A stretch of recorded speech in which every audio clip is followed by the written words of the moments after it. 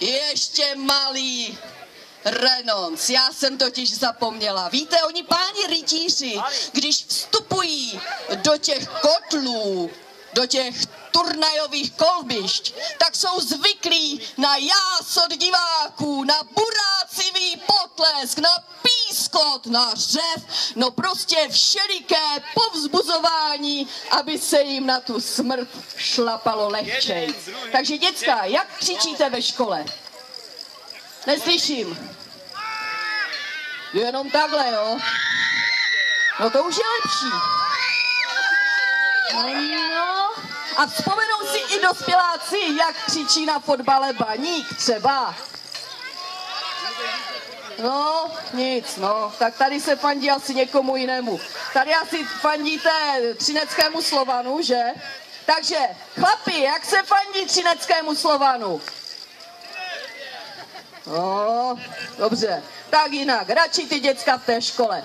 Děcka, já vám pomůžu, jo? Hezky se nadechněte takhle ze spoda až do plic, kdo je jaké máte. Až začnu bubnovat, tak budeme křičet, jo? Já!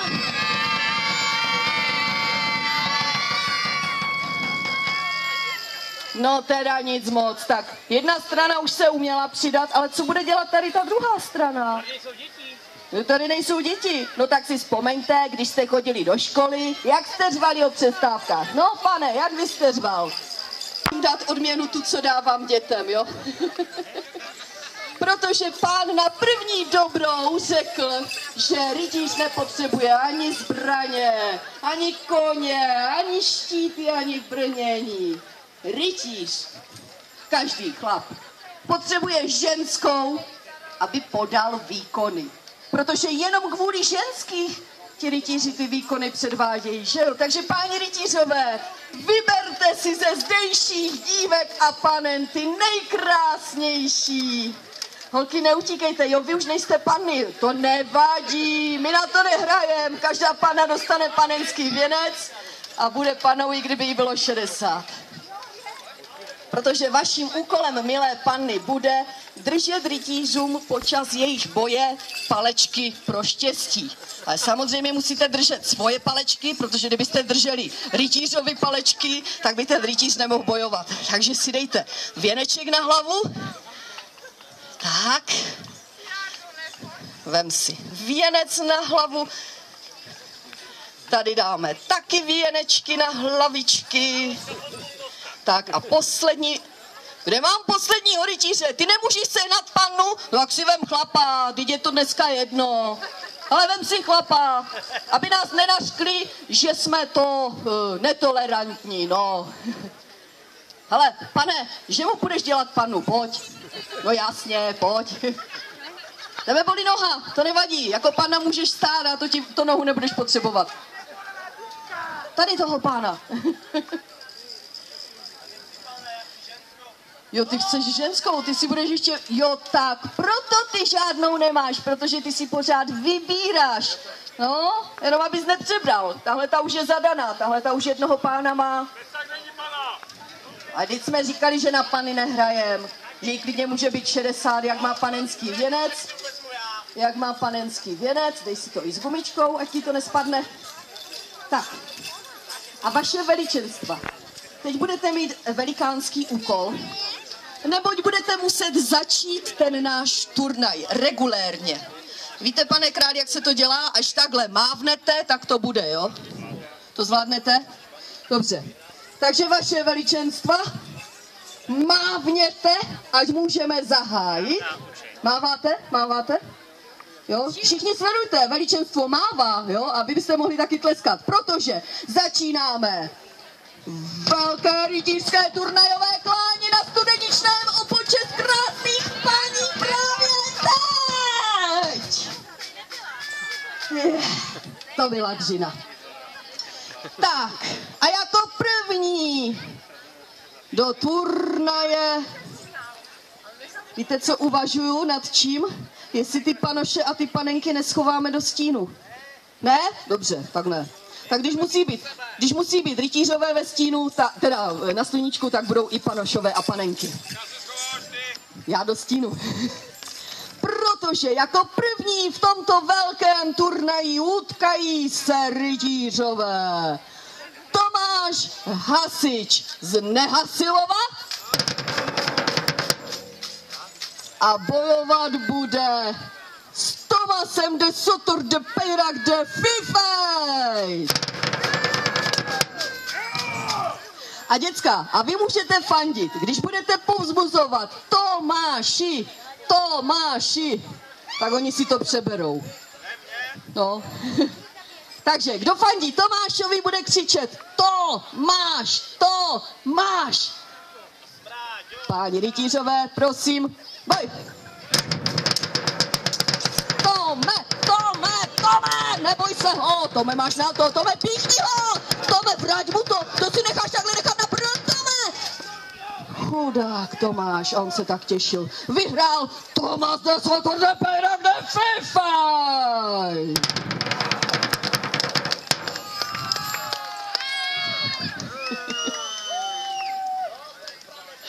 Ano, fuj, to je to správné. V dalším rytířském souboji postaví se proti sobě, aby nebyla změna, opět dva Tomášové, akorát, že teď to bude Tomáš Zoubek z Brunesverde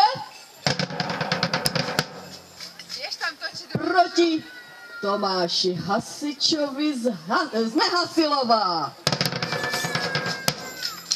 A zase děcka, jo? Tome, Tome, Tome. Tak Zoubek, no. Páni rytířové, prosím. Boj. Zoubek, Zoubek, Zoubek, neboj se, Zoubek, vem ho tou tyčkou. Tome, Tome.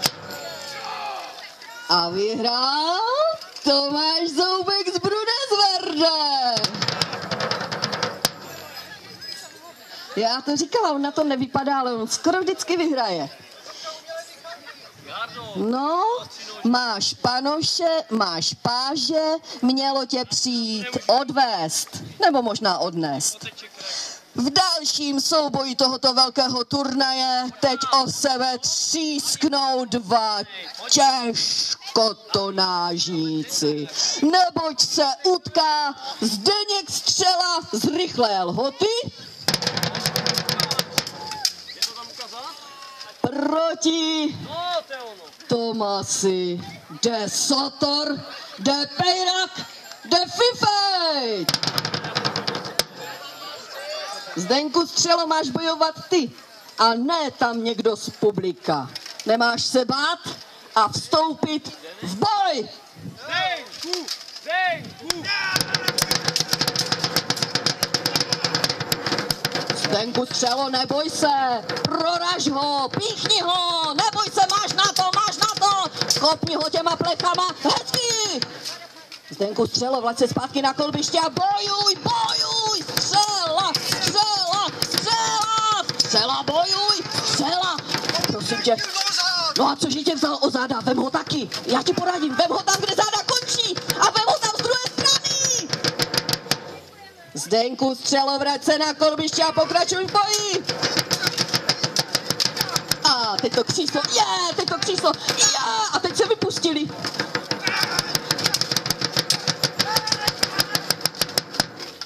A vyhrál Tomas de Sotor de Peyrac de Fifej.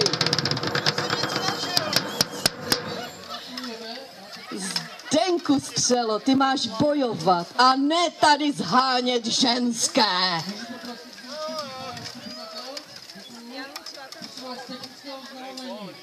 Vozí nám blokový průjezdu traktorem, jo? Je to vozidlo FML 4000 a 42 3991 Ford a Renault. Prosíme, abyste někam uhli blokový průjezdu traktorem. Děkujeme.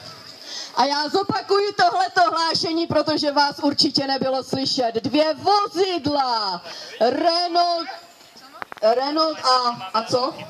A Ford blokují vjezd traktorům, takže prosím vás, kdo nechcete mít ze svého vozidla placku, uhněte tomu traktoru, jo?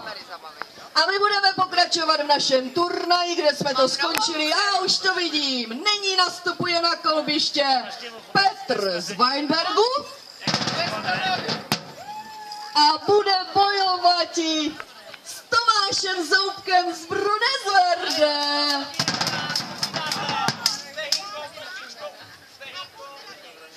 Podbradek, panenko, z Tomáše Zoubka podbradek nebude, takže nic nemá. Páni rytířové, prosím, pojď! Zoubek, Zoubek, Zoubek! Zoubku, máš se, Zoubku, máš na toho Zoubku! Co děláš? Já jsem chtěl trefit! Já nesnáším pohled na krev a veličenstvo naše královna Dana určitě taky ne. Že byste blinkala veličenstvo? No jasně, já taky, blé. Vyhrál Petr z Weinbergu! V dalším souboji tohoto velkého turnajového klání utkají se spolu Tomáš Hasič z Nehasilova proti Tomáši Zoubkovi z Brunezverde. Zoubku, máš před sebou další jisté vítězství. Panenkám už srdce jásá, páni rytířové, pojď!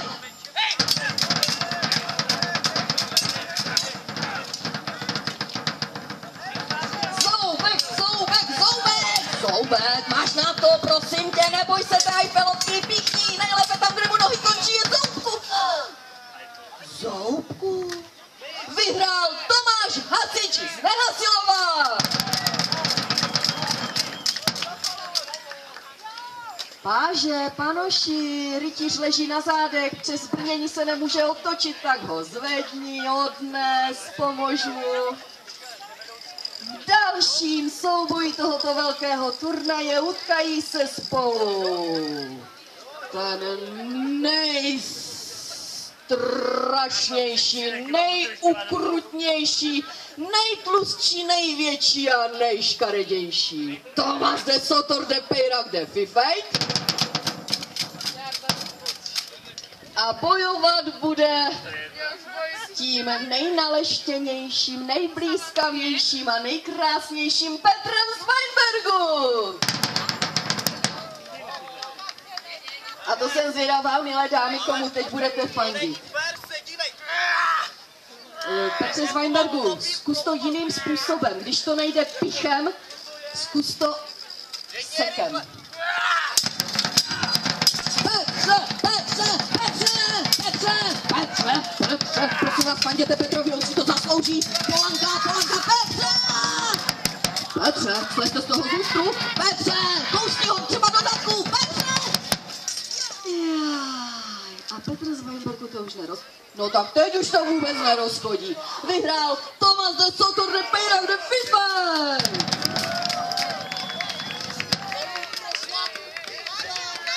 Ti prošlápnu píce? Panoši, panoši, válí se ti tam rytíř na zemi. Panoši, běž mu pomoct.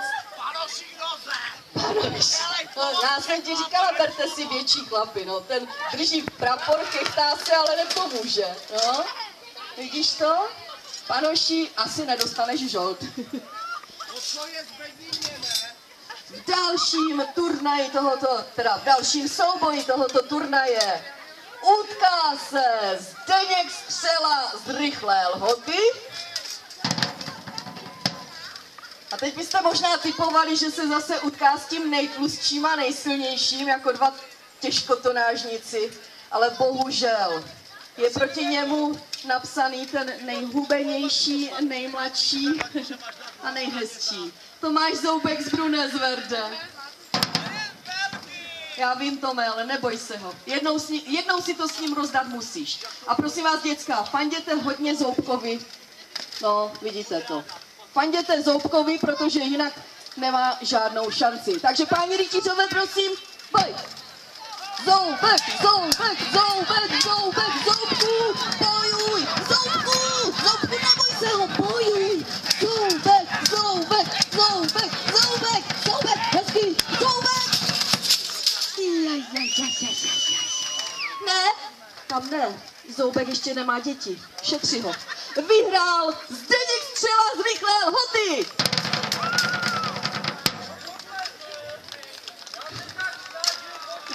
Ty jsi se snažil, jo, prosím tě, víc si o 50 kilo těžší než on, to by ty ani snažit se nemusíš, tobě to jde samo. Mináčku, děcka, ale teď budete muset fandit ještě jednou Zoubkovi, protože v posledním souboji tohoto turnaje Zoubek musí opět na kolbiště, takže Tomáš Zoubek z Brudezverde. No, budete fandit, protože víte proti komu? Proti Tomasi de Sotor de Peyrac de Fifej! No, takže děcka, všichni, jo? Zoubku, Zoubek, Zoubek, Zoubek, páni rytířové,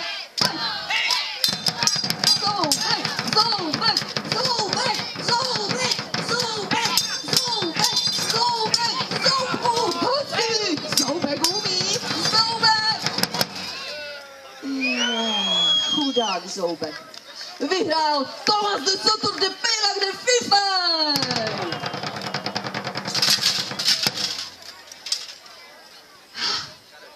Velevážené veličenstvo králi, velevážená paní královno, vítězem tohoto velkého turnajového rytířského klání se stává... Dejte mi čas, já se jdu poradit. Pane králi, počítal jste? Kdo vyhrál? No ne, koho dáte? Počítal jste? Jak to, že jste nepočítal? Vy jste z toho 2 napočítal. Teda, pane králi, vy neumíte počítat víc než do 2, jo? Já jsem vás typovala aspoň na 3. Páni rytířové, já se strašně moc omlouvám, ale já jsem zapomněla pana krále pověřit důležitým úkolem, nejenom, že takhle jednou máchne ploutví, ale ještě měl počítat. No já mu to neřekla, já si sypu popel na hlavu, mažu si ji máslem, prostě úplně odvolávám, co jsem odvolal, ale páni rytířové, budete muset bojovat znovu. No jako, že je horko, já vím, já to všecko chápu, ale prosím vás, tak jak mám, počítal někdo, kdo vyhrál?